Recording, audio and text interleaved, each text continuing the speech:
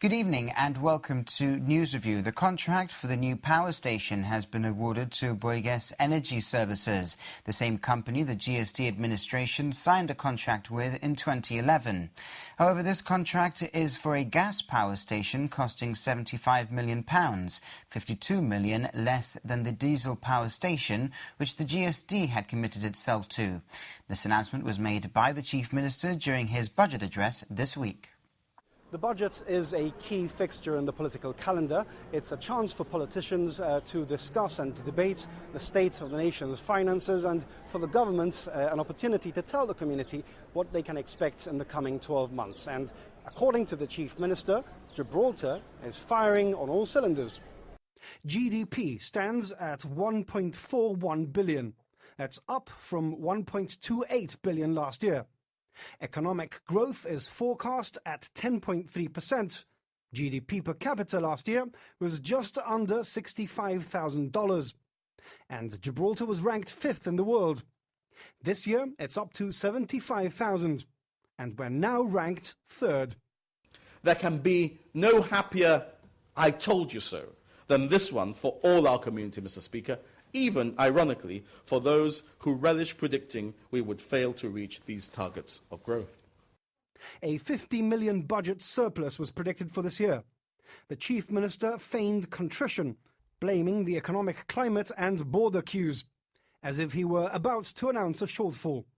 He then broke character and announced a £65 million surplus. This surplus is a reflection of the hard work of the government, of every public servant in Gibraltar, of the prudent work being done in the management of our finances by the team at the Treasury, and in particular, it reflects the hard work of everyone in this economy. Usable cash reserves stand at around 96 million. That's up from 85 million last year and from 2.5 million the year before. And employment, another important economic indicator, is up 6.5%. The Chief Minister said there are 650 more Gibraltarians in employment than when he was elected. A 45 million contribution has been made to community care. That's 10 million more than last year. The charity now stands at 80 million, and Mr. Picardo says it's well on track to meet the 100 million manifesto commitments. He reminded Parliament that the GST administration had left the fund at zero. Savings bank reserves are at 20 million, up from 2 million last year, and just £1,400 in 2011. Mr. Picardo announced that deposits had gone up from 330 million when elected to 800 million now, an indication that the public had great confidence in the savings bank. This is a phenomenal reversal, Mr. Speaker, of the fortunes of the bank under the life of this administration to date, and it leaves little room for argument about how prudent the management of the affairs of the bank is under our administration. The Chief Minister admitted recurrent expenditure had gone up.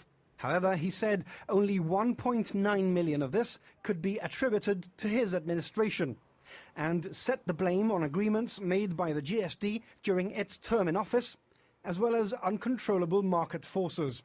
Because this debate is not about blaming the GST. It is about telling the truth, about framing debates in honesty and not in deceit, about opening citizens' eyes and not allowing members to wriggle off the hooks that they have made for themselves.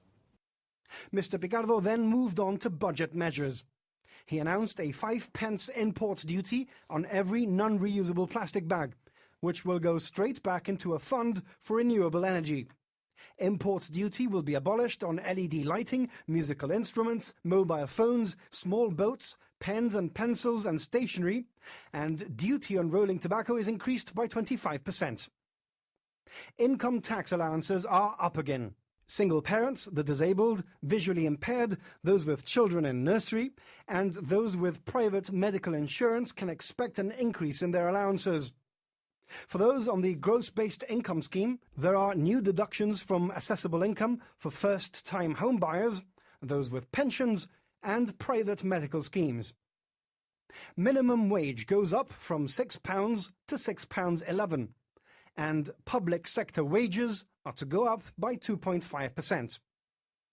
And Mr. Picardo announced that Gibraltar's most eagerly awaited contract had finally been awarded.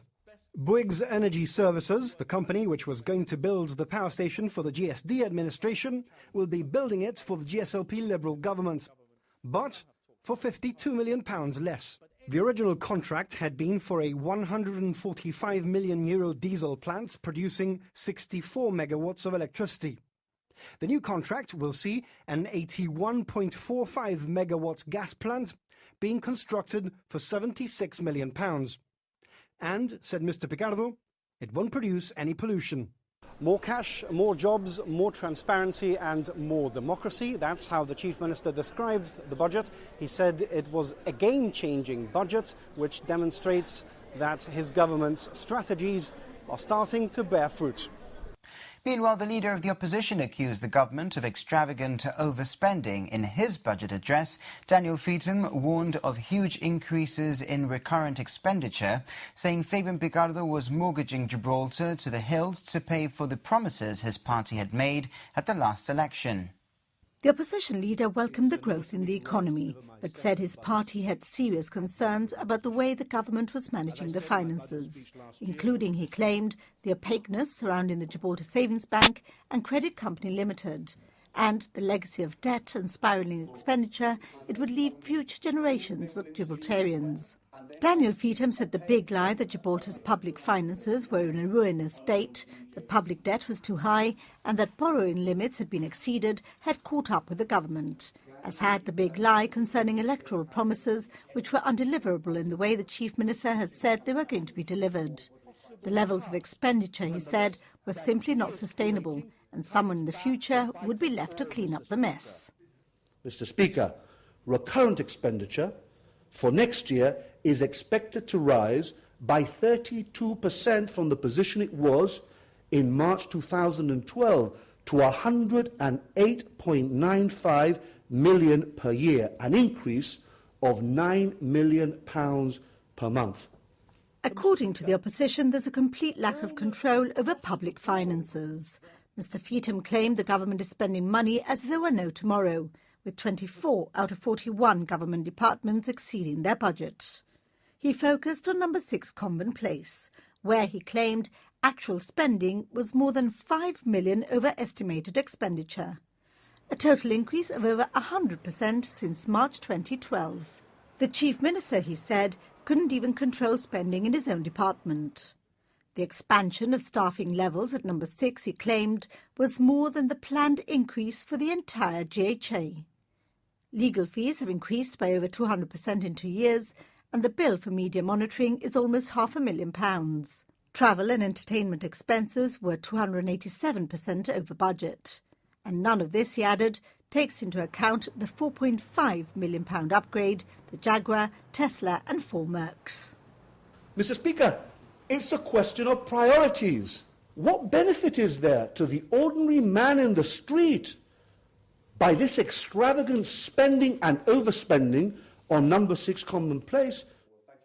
On recurrent revenue, the opposition leader said he was worried that recurrent expenditure would continue to outstrip revenue, most of which, he said, was attributable to import duty. He reiterated the opposition's view that Gibraltar's public finances could not be hermetically sealed from outside influences. This was why, he said, relations with Spain had to be conducted in a calm manner, adding he did not think a decrease in certain revenue streams was a coincidence. The opposition leader then went on to public debt, saying it was the highest net public debt figure in Gibraltar's history. Even if you analyse it in gross public debt terms, which is their preferred method and was their preferred method at the last election, I remind the Chief Minister that last year he said that he was well on course to meet his manifesto commitment of reducing gross public debt to £260 million. Well, the outturn is £450 million, an increase, Mr. Speaker, of £74.3 million in gross public debt. But he added the figures do not provide the House with an accurate picture and described the lack of information on how and what Credit Finance Company Limited was spending £400 million from the Gibraltar Savings Bank as the single most important assault on the democratic and parliamentary process since he's been in politics. Had the government spent the money itself, he argued, it may not have made a profit this year. This, he said, was creative accounting. Conversely, if the government had borrowed the money Credit Finance Company Limited has paid out, there is no doubt that the net and gross public debt of this community would have increased by £70 million. And on economic growth, he said that no doubt there would be further growth next year, driven by government projects, but warned against growth based largely on projects funded by borrowing, which at some stage had to be repaid.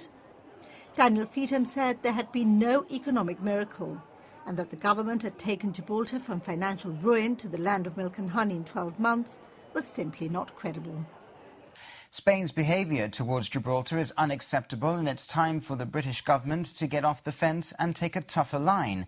That was the overriding message in a hard-hitting 60-page report drawn up by the Foreign Affairs Committee of the House of Commons, published this week. The report castigates the Spanish government for the border delays and the maritime incursions into British Gibraltar territorial waters. But it also criticises the UK for its lack of robustness and for how long it takes before delivering diplomatic protests to Spain. In March, the Foreign Affairs Committee took the unusual step of holding an evidence session abroad, interviewing Chief Minister Fabian Picardo in the Garrison Library right here in Gibraltar. And it's clear that Mr. Picardo made an impact, as many of the points he raised are dealt with in the committee's report. It expresses deep concern about the dramatic increase in maritime incursions in British Gibraltar territorial waters and the hostile tactics of some of the vessels that conduct them. While applauding the restraint of British and Gibraltar vessels in their attempt to enforce British sovereignty, it says it's disappointed by the Foreign Office's practice of lodging diplomatic protests weeks after the event, thus robbing them of all force. And we'll be back with more of this week's news after the break.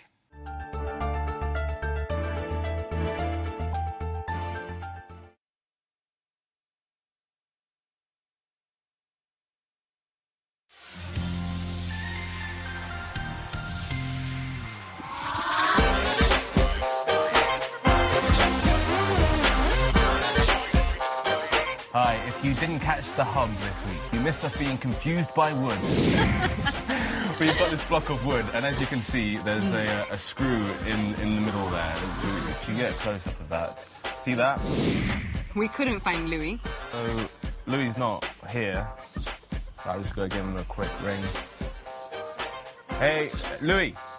Yeah, we're live. What's the cocktail today? Okay. All right.